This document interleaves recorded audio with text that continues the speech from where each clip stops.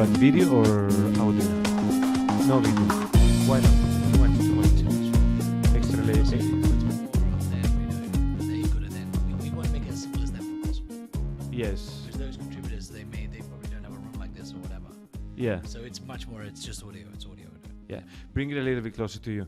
No, I mean that's interesting. Actually, when I was preparing this podcast, I wanted to ask you something because I went a little bit into all of the ventures that you're into, Yes. which are many, and I saw that in one of them, in Earth.org, you have contributors, exactly what you're saying, from all over. Yes. My question is Hong Kong relevant as a place in which you can find people, experts, that can, let's say, have a 1 hour, 2 hour conversation and are eloquent enough to be in front of the camera, to invite them to the podcast? Because if you know some of them, I would love to have them here. The answer is So we early on had some volunteers making programs here. yes. And we found the volunteers through the platform time auction. And they were pretty good. They were diligent, but we had and then they found some, they went out. We had a researcher volunteer and we had a program maker volunteer, and they went out, found some subjects, did the interviews, found some pretty decent subjects, but the interviews were a bit standard. Yeah. And not very animated, and it wasn't really a conversation. It was more like, you didn't find anything out. It's just like, tell us about this, rather than actually drawing something out. So it was conversationally not super exciting. So we've given different guidance now to the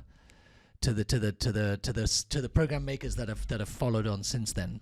Okay. And basically over time, once we actually launch, people will be able, if you want to make programs, you call us up, you say, I'm from Glasgow, I want to make programs. You should have a body of work to be able to listen to be able to say, okay, fine, I understand the style. I'm going to, here, follow this style. This is the content that we produce. If you produce it in similar style, obviously with your own personality, that's fine.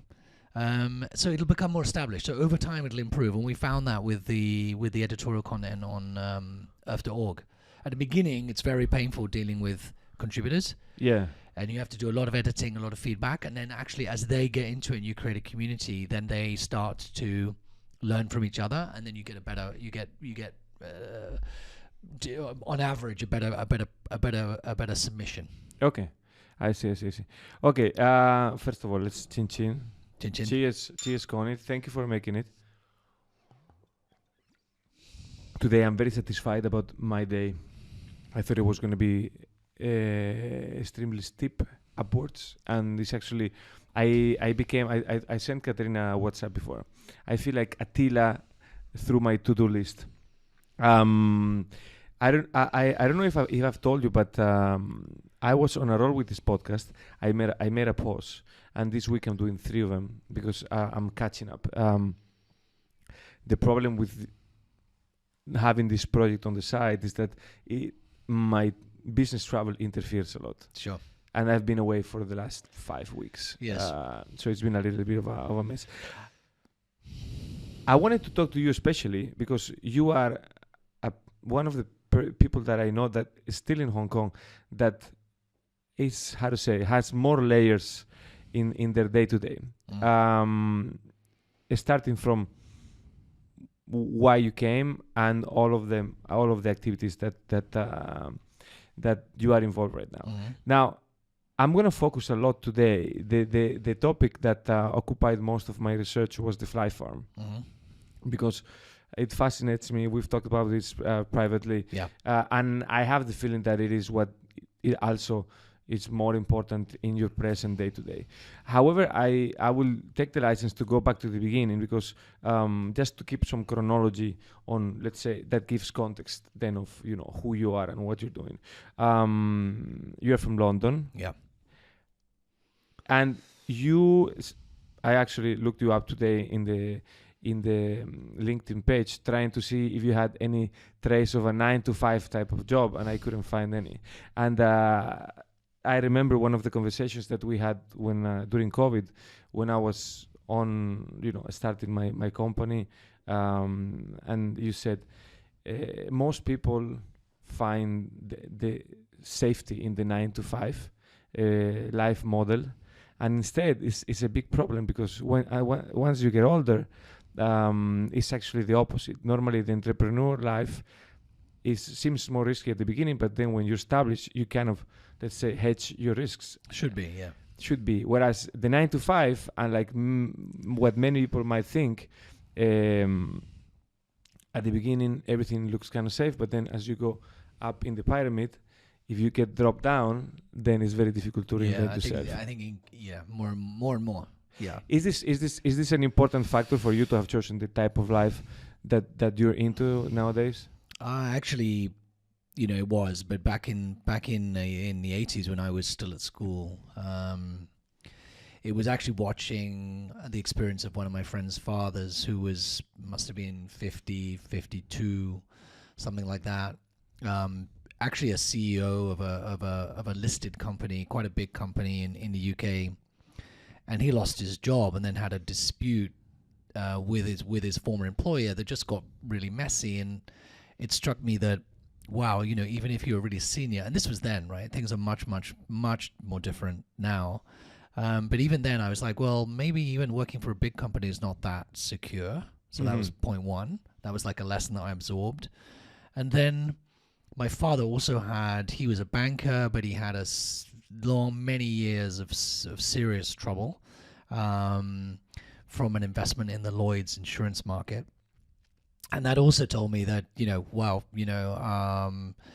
it doesn't matter if your career is successful, but that can actually, as you get older, that can lead to insecurities as well. So it was directly from those two experiences: the experience of my father, basically going bust late in his life, and the experience of my friend's father that really said to me, maybe the only way to try to control your own destiny a bit better is to run your own ship, right? So it wasn't really so much the money; it was more about the ability to maybe direct yourself and be captain of your own ship, rather than have, be under the command of someone else and then have them kind of throw you overboard. When you're in it, it makes sense. I wanna think is the right path, because even if, let's say, now I am back working for one brand, I still keep that mentality, and this podcast is part of it. Allow me to do something, because I just forgot. I realized we have forgot to put the aircon inside, and we're going to boil. Yeah. Because I feel my reflexes on my forehead. All right. By the way, if instead of, let's say, me making the questions, you want to make a question or intervene, it doesn't have to be an interview. It has to be a conversation. All right, sorry about that. We're back. It's a little technical problem. So the first venture that I know of is the one regarding gaming that apparently had a very good, let's say, result, impact in your life. You get into gaming. What year are we talking about? 2001. 2001, and you and your partners, you sell the company for a big sum. And how does your life change before and after? Well, let's say, how do you wake up the day that you sold? So maybe it's good to go back to the beginning. I mean, before I joined Andrew and his brother to co-found Jagex, I'd been an entrepreneur since I left university, which was in 1996, and I'd made some money, lost some money in that time. But at the time that I was meeting Andrew, I was losing a bit of money in an internet venture, and a very early days internet venture, which was using up all the money that I'd made in my previous first company. So they were still both very small companies, but all that time I'd been essentially a struggling entrepreneur in my 20s, really a struggling entrepreneur. And, it's not much fun to be 20 when all your friends are bankers and lawyers and you're like the poorest person in the room. That's not a lot of fun. It's quite stressful. And I was also kind of on my own. I was on my own. So you bear a lot of that stress. You haven't got anyone to bounce it off against. It's hard to shake off ideas that are bouncing around in your head, and just generally it's quite stressful. So when I it was through my internet business, which was actually a games business, that I came across Andrew. I was selling games. I was like a mail order online, Amazon of its day, and Amazon was around, by the way, competing with us. But we were selling games online, and I was looking for online games, as in published online games, to add to that mix. And I came across Andrew, and he was publishing small games, as it turned out, as a side hobby to help pay his way through university. And we joined. When I joined, I put the last bit of money that I had, that I tucked away for a rainy day. I put that money up with Andrew and said, okay, I'll put a bit of money in. We'll pay for the servers. We'll get new servers for the next few months. We won't take a salary, but we'll just focus on building the members version of the game, because he had a free version of the game then. Mm-hmm. And it was after 3 months, we launched it in February, and within a week it had 5,000 subscribers.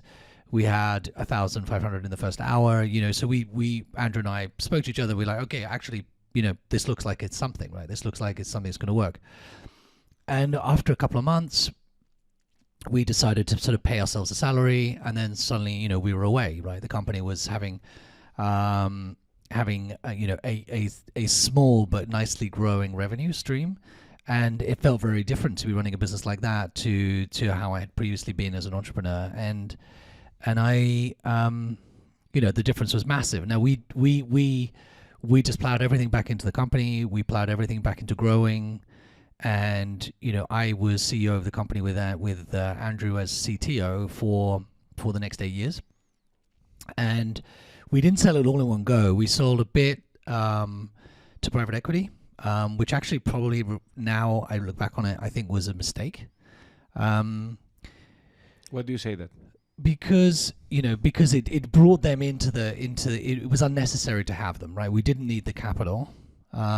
What Andrew and I were concerned about, which was quite justified, because we had seen many other games, EverQuest, we'd seen other games peak and then decline. Yeah. And that was actually quite a typical pattern for MMOs. You couldn't keep up the game's popularity. They would basically decay, or the interest would wane, right? And, I think what surprised me and Andrew and everyone since then, here we are in 2024, and the company just got sold again for nearly $1 billion. So, and the game has been incredibly successful all of that time. So that was a really surprise. So actually, looking back on it with 2020, we didn't need to sell private equity.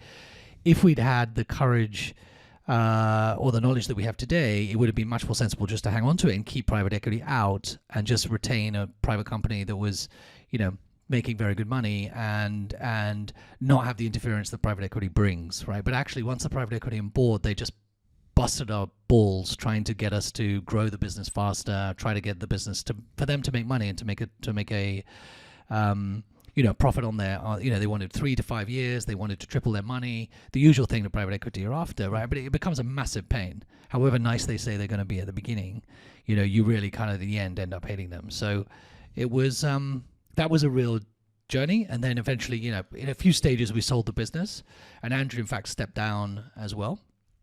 And incredibly, the business has gone on to do, just as well, if not better. So that's quite a story. And you sell the company. Do you decide to step down immediately, or you stay for a bit and then? No, it was the other way around. I said to Andrew, look, I've been here 8 years. We've got, we set out a goal to get to 1 million subscribers. We've done that. I feel I'm not really an entrepreneur that's good at running a company of 500 people with a lot of HR issues, a lot of management issues, and and those kinds of challenges. And I just said, look, frankly, maybe the company would be better with a different type of CEO now. Maybe growth is going to be a bit slower. we need to put in place proper processes and stuff and things like that. We were still really acting as a startup even after 8 years, and it was that kind of conversation. So I said, look, I want to have a,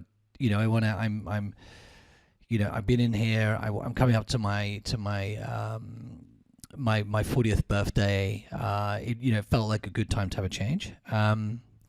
And I think Andrew knew that games weren't really my actual passion. I wasn't passionate. I was passionate about the business. I was passionate about the people in the business, but I wasn't really a gamer. Mm-hmm. So, it made sense. And Andrew kind of accepted that, I think, a bit reluctantly. But so that wasn't when we sold it. I stepped down. We put a new CEO in, and then within a few years they looked to try to sell the business again because they thought the game might be peaking.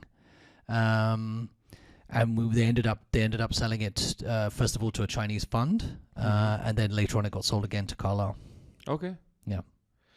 And in the meantime, you had moved to Hong Kong, or how does that happen? No. First off, I stayed in London, set up a couple of other small businesses. I think it would have been a good idea to go and learn to surf and take a couple of years off. But I for whatever reason, I kind of got straight into something. I think looking back on it again, I wouldn't do that. I would do that differently. I set up a Dawn Energy, which I'm really proud of. It was a wind farm developer. Not an easy business, but we developed a couple of wind farms in Scotland, which we only just sold, actually. And also a kind of a digital business, an expenses business, which again we managed to sell, and one business which we had to fold. Okay. So it was kind of a interesting part of the journey. I guess I was just keen to do different things, and I then when we'd sold the expense management business, I then thought, yeah, great, look, let's get out of London, let's go and check out a new city, and I had some friends here in Hong Kong and wanted to come and try my luck in Hong Kong. So how you are into very different type of industries. How did you how did you choose businesses then, and how do you choose businesses now? What is the, let's say, the decision tree? How do you, is it inspiration, just chance, people you meet? There's been a correlation. There's a funny sort of correlation between the businesses that I've started, or the main ones, right? So when I was debating whether to put the last little bit of money that I had into Jagex as the only outside investor at that point,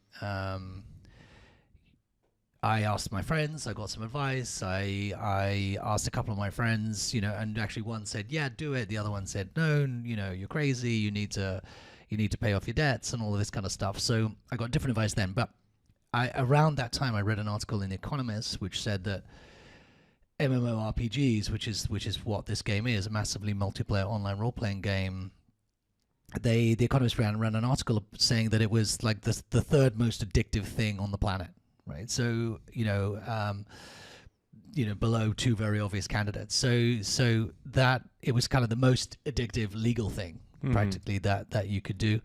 Gambling and drugs being the two above it, and that convinced me. Right, so I thought, okay, fine. That makes for quite a good business. Gaming is addictive, and that can help drive the business forward.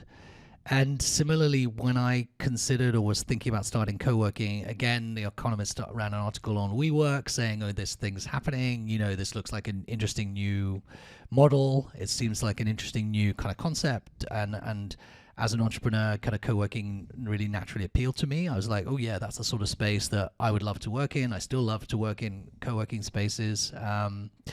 And I think a lot of other people do find it really a natural place to work and to make like a second home. And then more recently, with my consideration for FlyFarm and insect farming, again, it's an industry which is kind of greenfield. It's just emerging. I think, The Economist has run an article on it, on insect farming. It covers a lot of things, but it covered why insect farming and insect bioconversion, has got a lot of strong drivers behind it. And so there's always been this case. It doesn't mean that I'm the head of the trends, but it means that I'm kind of on trend. But equally, MMOs were pretty new, and what Andrew did was make a free version, was one of the first freemium pioneers. Mm-hmm. In the case of co-working, we were the Hive was the first operator in Asia and first operator in Hong Kong. Yep. To get established. So we had a chance to get established, which we did. And then with insect farming, similarly, it's pretty greenfield. Okay. There's a chance to establish a technology approach, mm-hmm. which we think is really needed in the market, and we think it has I think it's got absolutely enormous potential to grow around the world. Okay, let's take a step into the co-working short history. At the beginning, when did you found the Hive here in Hong Kong? Which was exactly the year? 2012. 2012. I think the pandemic kind of like distorted my perception of time. So 2012, that's only 12 years ago, and we saw timid but solid birth, a steep increase.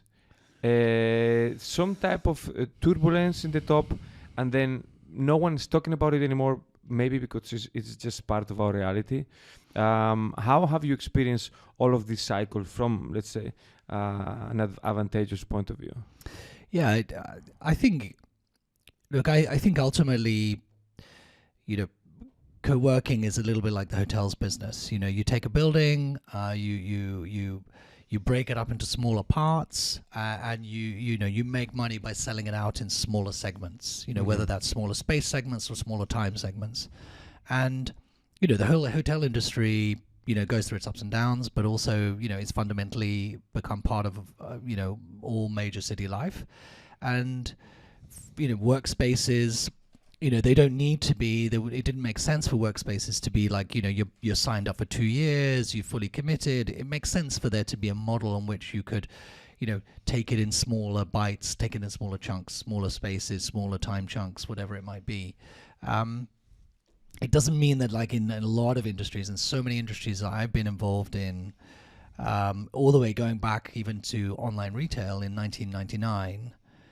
There are some companies that raise a lot of money, but just blow it and spend it in a bad way, mm-hmm. Until the industry works out, what is the correct model. And you're seeing that in co-working. So you saw WeWork absolutely blow an insane amount of money on really bad decisions. And you're seeing companies like Industrious or the Hive, actually just slowly work it out and slowly create good businesses based on sensible economics, right? And that's the maturing of the industry. It might get talked about less, but it doesn't mean that it's not a good business. It is. It's relevant, and I think it'll continue to grow. No, my question was more directed towards maybe consumer behavior, because again, before 2020, the general scheme of things was you lived somewhere, then you spend your time, let's say, at work somewhere else, be it an office, corporate office, or if you needed to have more flexibility or you were a smaller company, you found an easy solution in the co-working space. The question that I was asking myself was, has that, let's say, 2020, 2021, 2022, people realized they need to spend working time at home. So they created, let's say, very tiny ecosystem in which they could focus, they could concentrate, they brought the technology to their homes. After the doors were open again, we took the mask off. Have people remain at home, or have they gone back to these offices / co-working spaces? So we've always competed against the home, the home office. Even when we started, or when I was opening the Hive in Sai Kung, which is a small town, didn't really have any office space at all in the town, and people are like, well, why are they going to come to the co-working? They can just work at home. And I think it kind of misses the point, that actually there are lots of benefits from coming into a space, either community benefits, psychological benefits, even business connection benefits of actually coming to a place to work. It's maybe better also if you're going to build your team, if you're going to have 1 or 2 people working for you, you want them to be able to come to somewhere. And many companies, start off with 1 people, but then goes to 2, goes to 3, goes to 4.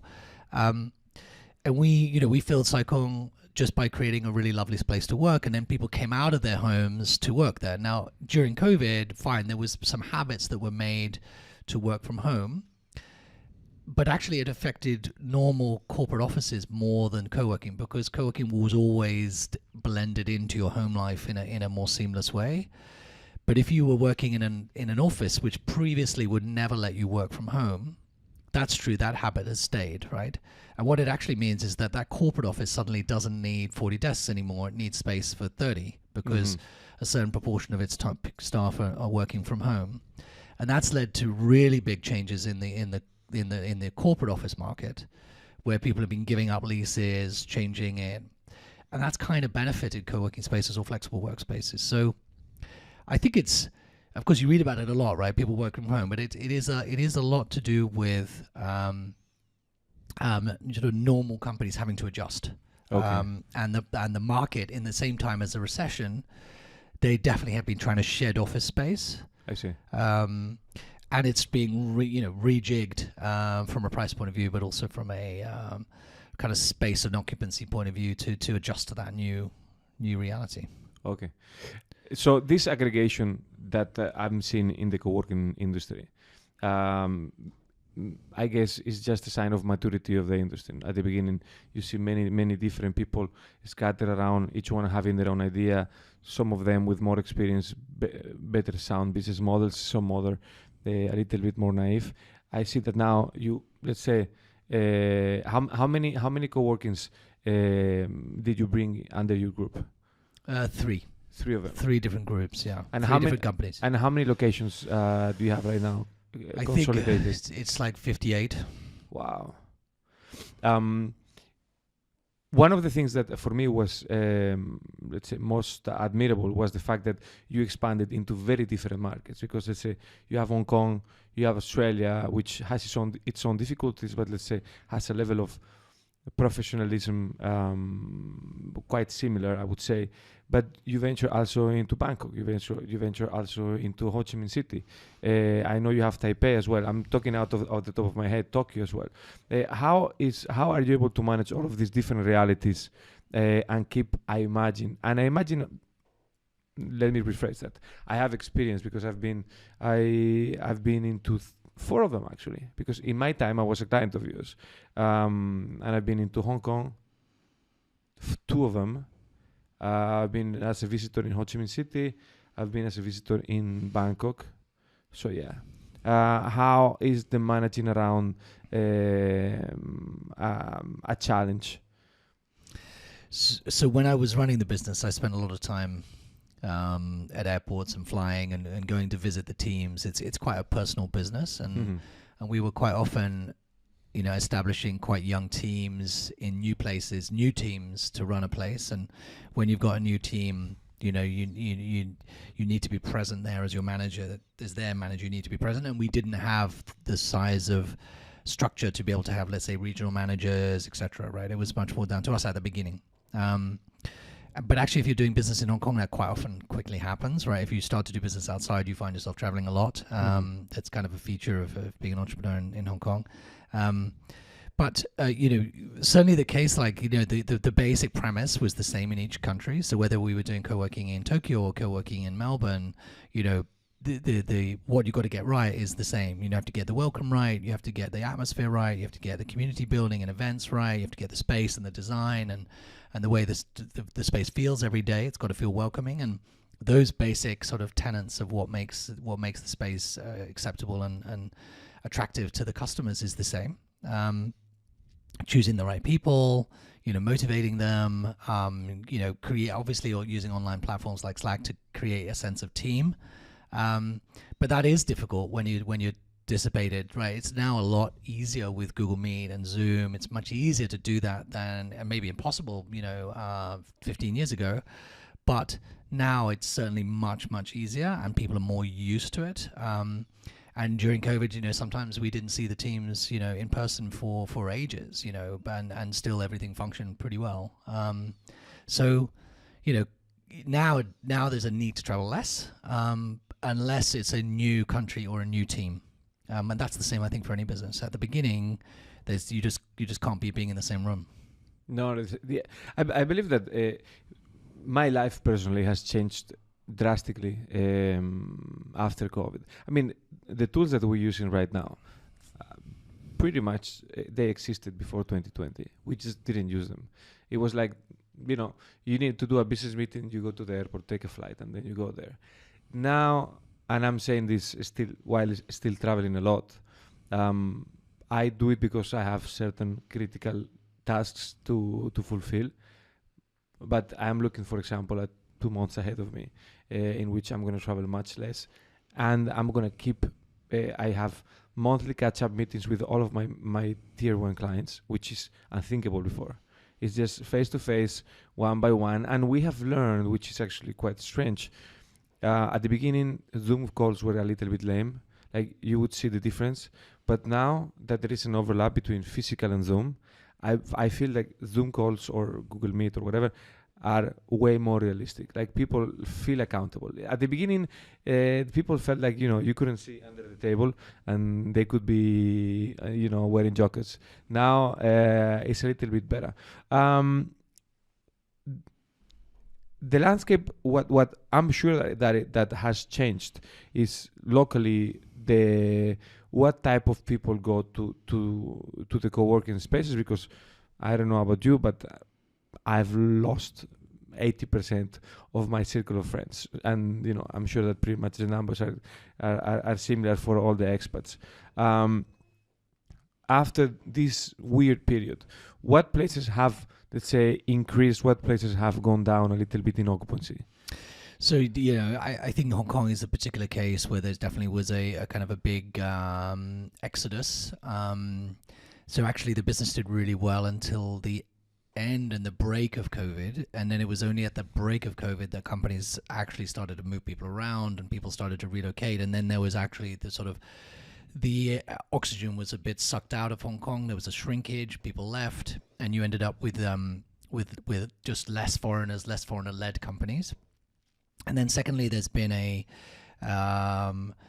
think some reconsideration of where people want to put their HQ, their regional HQ. And I think Hong Kong has maybe struggled against the competition from Singapore and even Seoul and Korea, which have become, in some cases, more favored, especially by US companies. So there's been a couple of contributing factors here. But so in our co-working spaces, we're full again. We've shrunk the footprint a little bit in Hong Kong, tiny bit. But I think we've probably got a much higher mix of local companies relative to expat companies. We were never expat orientated, but inevitably we were successful in attracting those companies to the space. Now we've been successful in attracting local companies, and the spaces feel great. I mean, the same vibe. Team has been streamlined. And actually, most of our markets are doing really well. So it's in Hong Kong is coming back slowly. It's coming back a little slowly, I think, for everyone's taste. But even in the recession, we're now very stabilized and as I said, kind of full in our portfolio in Hong Kong, which is great. To be frank, I have grown accustomed to this slow coming back to the prior life. If there was a big change right now, it would catch me off guard. Hong Kong, I don't know. Humans are animals of habit, and now there is a certain different rhythm of Hong Kong, which is like I don't want to say a Bangkok that works, but something closer to Bangkok than what Hong Kong was in 2018. You said you don't travel a lot anymore for the Hive, but you just WhatsApp me a few weeks ago saying I'm 1 week every couple of weeks I fly to Australia, and that's because now we are occupied a lot with this FlyFarm. Yes. Which is where actually I did all of this prelude to get to this topic. Yes. Because let me kick it off by saying I'm a big believer in insects, not only for the animal feeding, but also even for humans. I against what a lot of people might think. I go against the trend. I have never been a vegan. I was a vegetarian when I was 16 during 6 months because I was an anarchist and a revolutionary, and you are weird things at that age. But I've always believed that it is ethical to eat everything, and everything means everything. And of course, we have a lot of prejudices against insects. But if we want to grow the population of the Earth, and we want to be fed and have a good macro balance, we need to bring the insects into the equation. Yep. Now, where are we right now, Constant? In this process, where are we right now? You don't feed humans. Disclaimer for everyone: the Constant doesn't feed humans. You are now into the you. Tell me a little bit. Where does this come from? You told me already from that Economist article, and then how do you jump from an article read into creating a company that is working and creating technology? So I co-founded FlyFarm in Hong Kong with a friend of mine, Rob, who we got chatting one day, and he'd also read about the changing legislation. So previously, feeding insects was banned from. You were banned from using insects as an ingredient in animal feed, but the European Union carved it back out and said no, that doesn't make sense. We want to allow insect protein to be used for, first of all, for salmon, for fish, and then later they did it for chickens. Previously, it was kind of caught up in mad cow disease legislation. So we could see that this was kind of opening up, and actually what everyone was doing was copying the European Union. So, then, major markets, they were allowing insect protein. So that's on the protein side.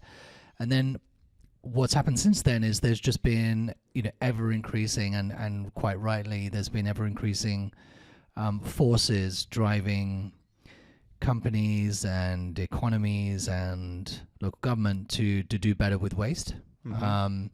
And the other part of insect farming is that you can use waste feedstocks as what you grow the insects on. So food waste, to take food waste for instance, food waste generates 8% of global emissions, just food waste. Now that encompasses like on-farm waste, processing waste, it covers the whole spectrum, disposal, decomposition, emissions, etc. That is all encompassed within the food waste figure. And a lot of food waste happens before it even reaches the consumer. So it happens somewhere along the supply chain. So now insects, what's driving insect farming generally is two drivers. One is the drive for sustainable protein, but the other one is the drive to bioconvert organic waste. And by feeding it to insects instead of either letting it decompose or burning it or putting it in landfill, which generates methane, there is a very big emissions abatement benefit that happens if you use insects to digest that, make food from food, and produce sustainable protein. So those drivers, and actually what motivates me incredibly strongly, is the fact that the insect business has these double benefits. It has benefits both on the protein side, because it displaces protein that probably is coming from unsustainable sources like the ocean. Mm-hmm. So insect protein is often used as a replacement for fish meal. Fish meal is produced from small fish that are fished out of the ocean, crushed up and shipped halfway across the world to become a fish pellet, which then goes to farmed fish. So it's a kind of guilty secret of farm fish, is that most fish are carnivorous and they're being fed wild fish. So insect meal is now very well established as having that potential to replace that natural or pelagic protein source, which is not sustainable. And the second big driver is that more and more companies and entities are saying, hey, we've got these waste streams. I'm producing this amount of organic waste. Can I do something better than what I'm doing with it now? And that's where they're looking at insect bioconversion as a solution to say, yeah, look, even from my waste perspective, I can do better job if I send it to insect bioconversion than I do if I send it to landfill or have it trucked away. Okay. Let me go on the into the workflow without revealing too many secrets. You already explained where the origin, how you feed and you grow these insects.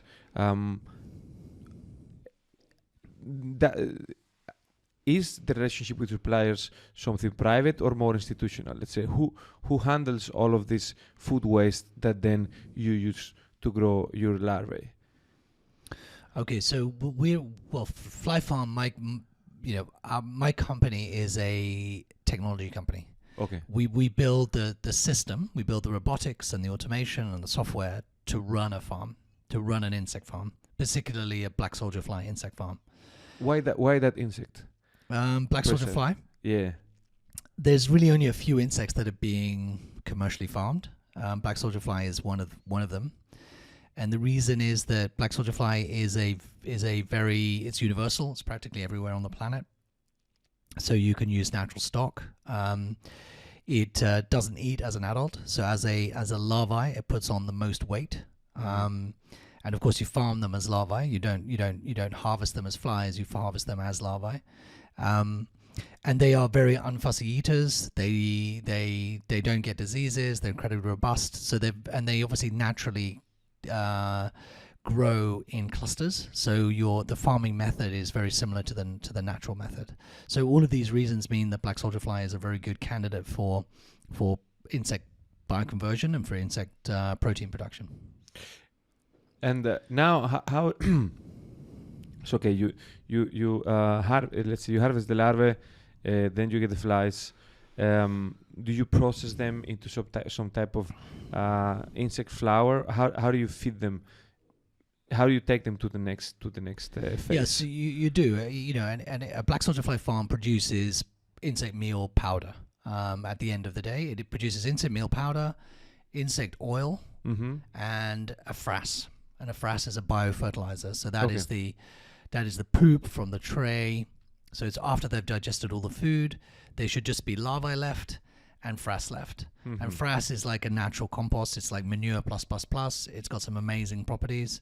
And that's something that can go on the land as really beneficial soil improver, as a biofertilizer. And then the insect meal and the insect oil comes about because you take after you've harvested the larvae, you dry them and press them to separate the meal, the powder from the oil, and those are your commercial products. Okay. And where does the meal go? The meal goes to people who make pet food to replace meat or to replace other forms of protein. And in the US, 20% of all meat goes into pet food. Okay. Which is an insane statistic. 20% of all meat. Yeah. Cows and horses and 20%. Not horses, I think, in the US. No? Not in the US. Are you sure? Yeah. Any meat generally. So it's, the pet food sector is really actually big. It really is having a similar impact to human consumption of meat. And so some companies are setting up to be able to use alternative proteins, and this is where insect protein comes in. And then the second part is to aquaculture. More and more, the aqua feed companies that make those pellets are saying, yep, we're going to go take the fish meal down to zero, and we really, champion them because they recognize that they need to take that fish meal down, improve the sustainability of their pellets, and they can replace it with insect meal. So there's a growing market for the products. There's growing drivers on the waste side. And actually what we're a platform provider. We can provide the system to enable a company, a partner of ours, a customer of ours to be able to set up their farm and run their farm efficiently. And we're fairly unique in having that kind of integrated, automated, roboticized system that will enable them to run the farm efficiently, because insect farms need to run efficiently to be able to be a viable business, and for that waste to be converted. Sure. I mean, you need also to have proper or favorable legal frame, I imagine. your farms are in Australia, but you say you're a platform, you're a technology provider. In which countries do you have clients that buy your technology, and in which countries legislation is stopped to this? So, like, you know, we get inquiries like every day, and we're focused on responding. We're focused on Europe, the Middle East, and Asia Pacific. Okay.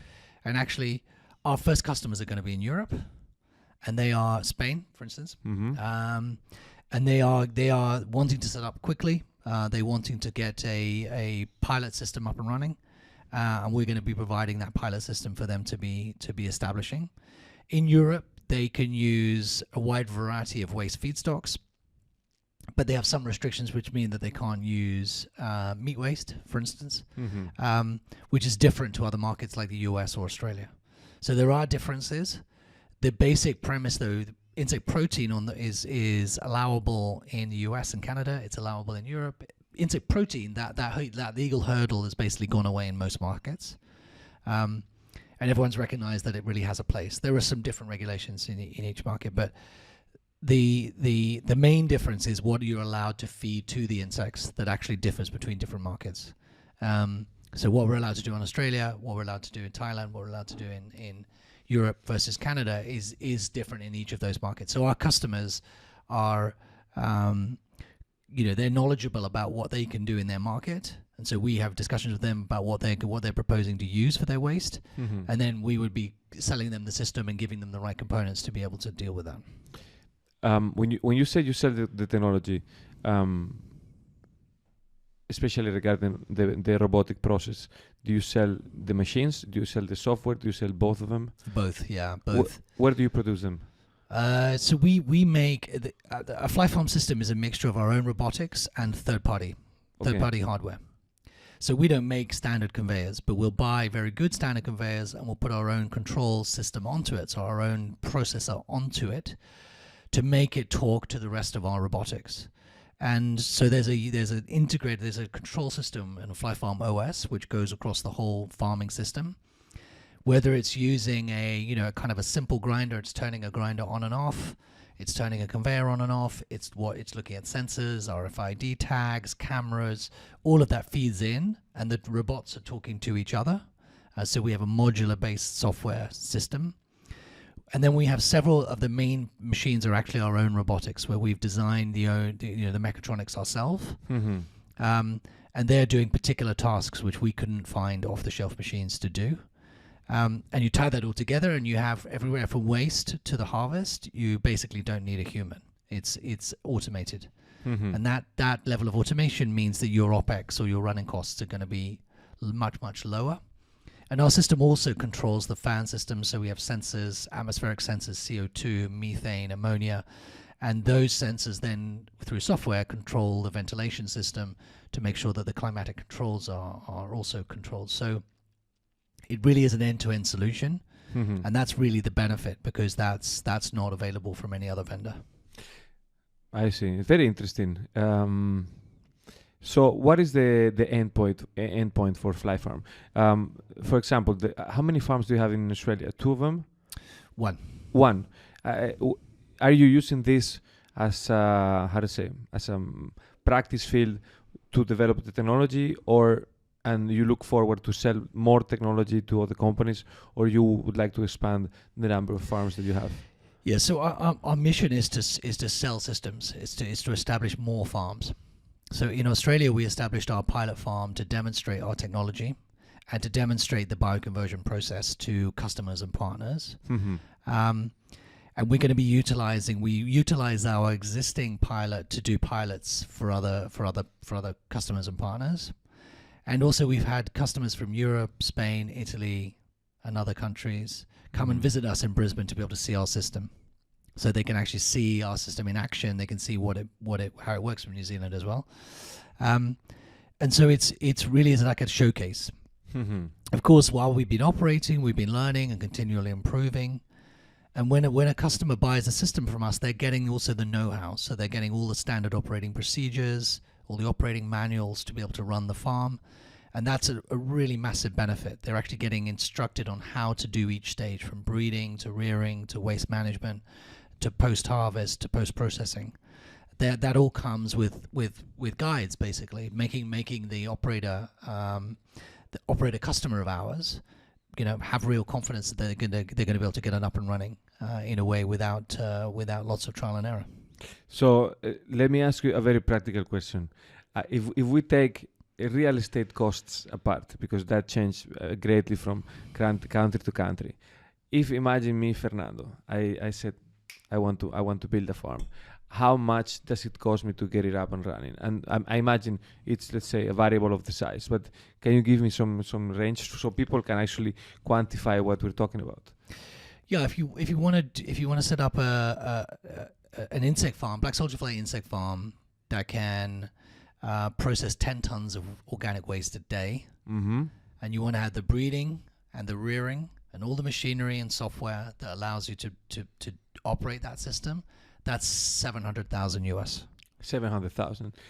And how, let's say, how quick is the delivery of the technology when you get the order? So we commit to ship within 6 months. So we ship within 6 months. It's about a month to ship, and then there's about a month of commissioning. So that means we for our customer, we tell them what the layout of the system is going to be. Mm-hmm. We work with their electrical engineer to say where the electrical points are going to be, so they can do the electrical engineering. Mm-hmm. The customer needs to provide the building and the HVAC, so that there's actually climatic controlled machines installed, so that when our kit arrives, our engineers go over, help kind of install it, connect it up and then test it and run it before handing it over to their technician. Okay. And then we support their operation with our own fly-in, fly-out technician, who's going to be European-based and also Asia-Pacific-based, to be able to support them. But they have all the operating software to be able to run it. We can remotely monitor. We can diagnose any issues, and then we have a technician that can support them if they're needed. So they feel we make sure that they're up and running, Mm-hmm. and some of our customers are asking to be up and running in 9 months, and that is actually possible. So it's really a question of it's really a question of what the needs are for the customer, but I think that's very very different to what you can find from other suppliers. Sure. And it's something that our customers are really liking. No, I find it extremely fascinating. And to be frank, if I had a couple of free minutes in my day, I would really look to study this, because I'm sure that there are a lot of places where I come from where fish farming is, let's say, something common that this industry would find its place. It will not be the last time I ask you for details, for sure. We talked about co-working. We talked about insect farming. In the backdrop, let's say at a secondary level, maybe it's secondary in my mind, there is a project, and I'm actually very curious about. We've talked about it, but I would love to know your motives and your drive, which is earth.org. First of all, how difficult was to buy the domain? Because I'm sure that there was someone grabbing onto it very hard. Yeah, there was a couple of German brothers that had sun.org and earth.org. Do they still keep sun.org? They kept sun.org and they let me have earth.org. I think partly I was able to persuade them that I had an interesting plan to use the domain in a good way. Mm-hmm. Of course, we had to come to some sort of agreement, but I really wanted to establish something that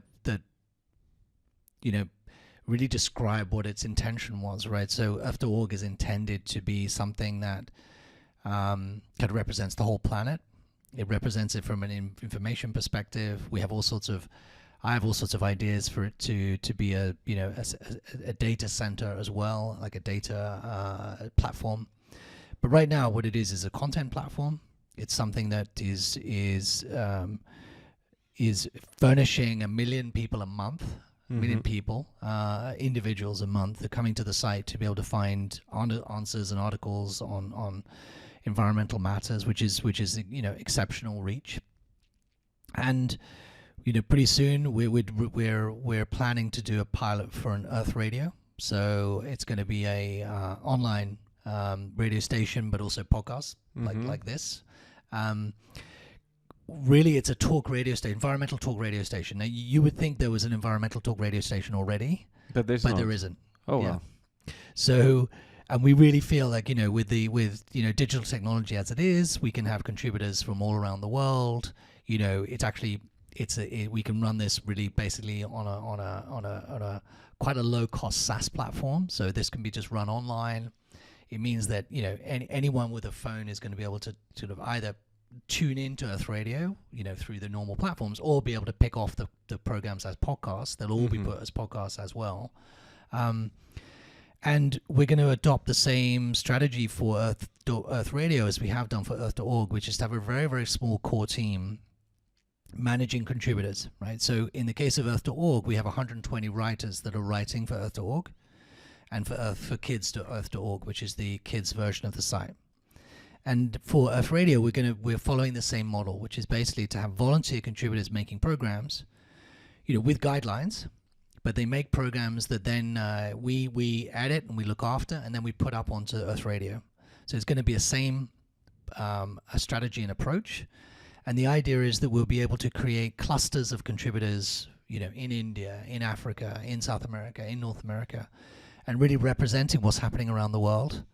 And the two main content elements of Earth.org and Earth Radio are what's happening to the planet. So what is really happening to the planet, what to expect, and also what can be done about it. So solutions, who is doing good things, structural solutions, policy solutions, environmental solutions, and commercial and legal solutions to the fixes that need to occur, right? So, fundamentally, the free market has damaging side effects, and those are not being properly managed and looked after or regulated.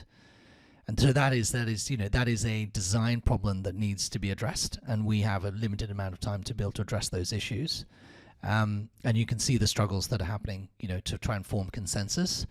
And personally, I'm optimistic that we can solve this the CO2 issue in the long term. I think we can solve the CO2 issue. I'm less optimistic around the biodiversity crisis and the never-ending decline really in biodiversity on the planet, which is going to be a harder ship to turn around. And then, of course, you've got plastic pollution and a couple of other very, very intractable problems that are going to be very difficult to deal with, but not insurmountable, right? So it's a question of will, budget, but also incentives. And what's really, really clear is that we as a society have not designed our political structures, particularly in the West, in a way which creates the aligned incentives. So let me give you an example. In the US, they have pretty well elections every 2 years for government, for main federal government, and that creates an incredibly short-term perspective. All they're interested in doing is getting re-elected, and they can push a problem down the road forever, basically. Yeah.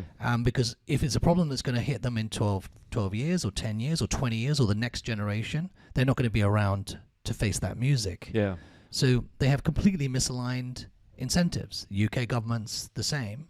And what we need to do as a society is to design better governance. Design better governance, right? It just literally needs redesigning. We have a design problem. And create incentives for the political classes to actually act in the same long-term interest that we as people feel, right? We have children, we have grandchildren, we have, we can see 100 years into the future if you just put the family lives together. Yeah. And yet, we're being run by individuals who have no incentive to think on the same, politically have no incentive to think on the same timeline. It is very weird to actually realize that when there is a CEO of a company and the board designs the retribution, they normally give them a certain let's say reward on the immediate performance, but they also get certain shares that they cannot sell for the next 5 to 10 years. So what they do now, they have to have a good influence in the future of the company. I don't know why that hasn't transpired into politics, because it would make a lot of sense. But I think I am very optimistic about humankind. I think sometimes we go good, and sometimes we go on the bad side. Probably we're now on the stupidity side, and one day we will wake up out of this populism, and we will realize that we need to actually be realistic. We cannot expect a president to be happy making 80,000 euro a year. We need to pay them maybe 5 million, so we make sure that the good people are in place, and we need to pay them maybe an X amount in 10 years, another X amount in 20 years, depending on how the country goes, according to a set of KPIs. This is at least how I explain it in my head. And I believe it's very important to give clear examples, pragmatic examples, not just to talk about, we need to create better incentives. And I'm sure you're a pragmatic man. I'm not accusing you. I'm just accusing the public.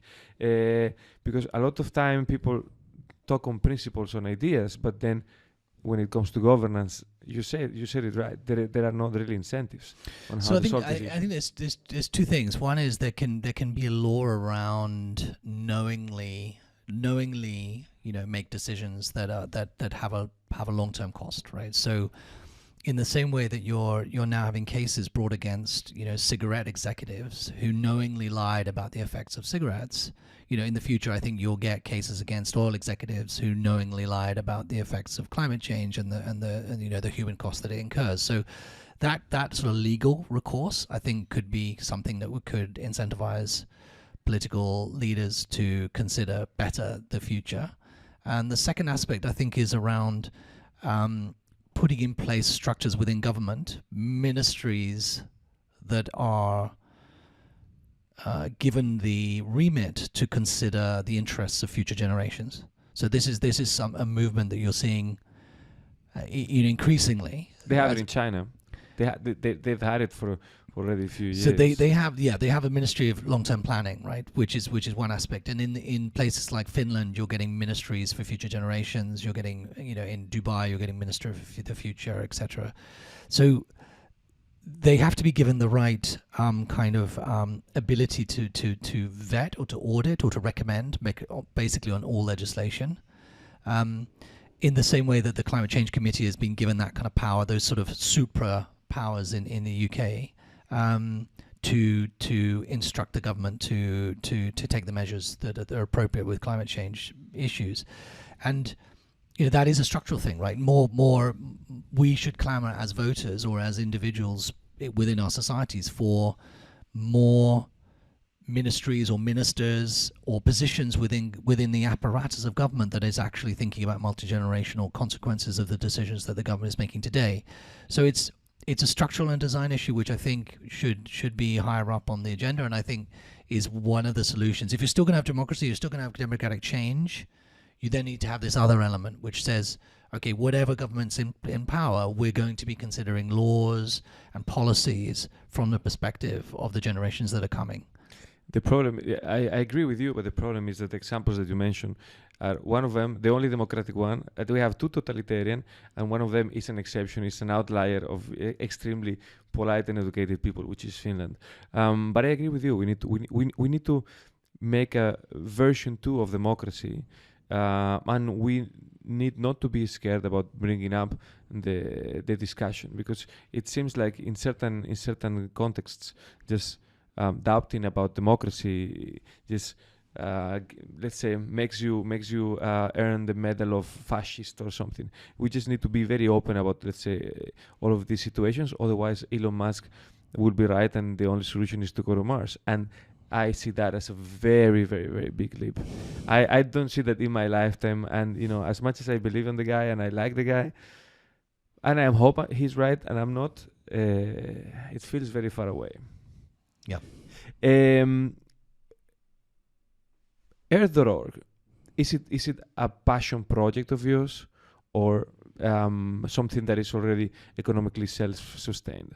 How is the model of that company? Earth.org is a charity. So we were registered as a charity in Hong Kong and very very, very happy with that.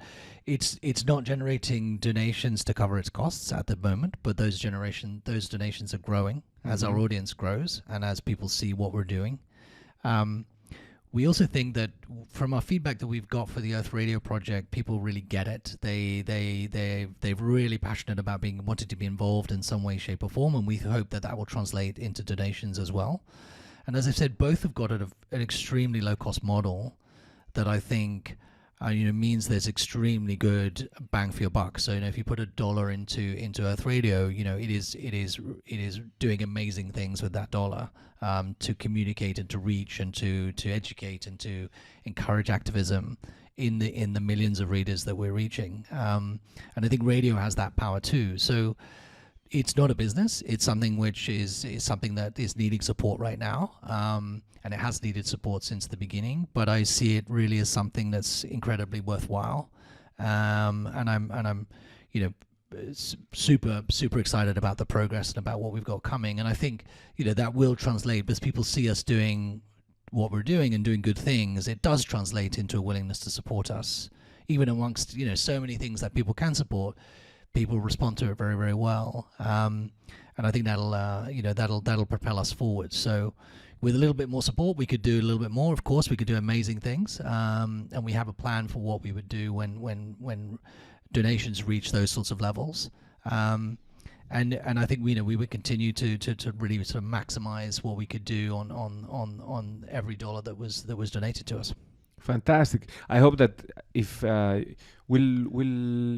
think we'll have a bunch of people listening to this podcast, and if they don't become donators, I hope that they at least become a regular visitor of the website. Connie, how do you like the podcast? Yeah, great. Thank you. Because I respect your opinion very well. You have a very critical way of looking at things. So I hope you had fun. Super fun. For me, it was super informative. I can say that I would always be paying attention to what you do, because it's always something very different. What's up this summer? Are you going to Puglia, or what are you going to do? Yeah, we're going to be in Puglia a little bit, just for a week actually this time, because we're not hosting. Okay. So we're not in the main house. All right. And then we're doing a bit of Greece, I think. How about you? Spain. I'm going to Spain. I need Spain. I need Spain because I didn't tell you. I have Olivia, who hasn't been in Spain for a while, and then I have another one on the way. That yes. Thank you very much. Hey, yes. That's great. I didn't know. No one knows. No, so we started telling people this week. Okay, amazing. So, congratulations. Do you know what you're having? Boy. Oh, Yes. that's awesome. No, I'm very happy. I wanted a girl the first. I wanted a boy the second. So God is giving me more than I deserve. So I'm gonna use this high note, to leave the podcast. Thank you everyone who made it here. I know it's a bunch of you. Today is not Friday but we pretend it's a Friday, and it will be published on a Friday at 5 p.m. So for everyone watching, have a happy weekend. Be well, enjoy with your loved ones, make kids, and be responsible, and follow the org and all of what this man does. Thank you, Connie. Stay well. Thank you very much. And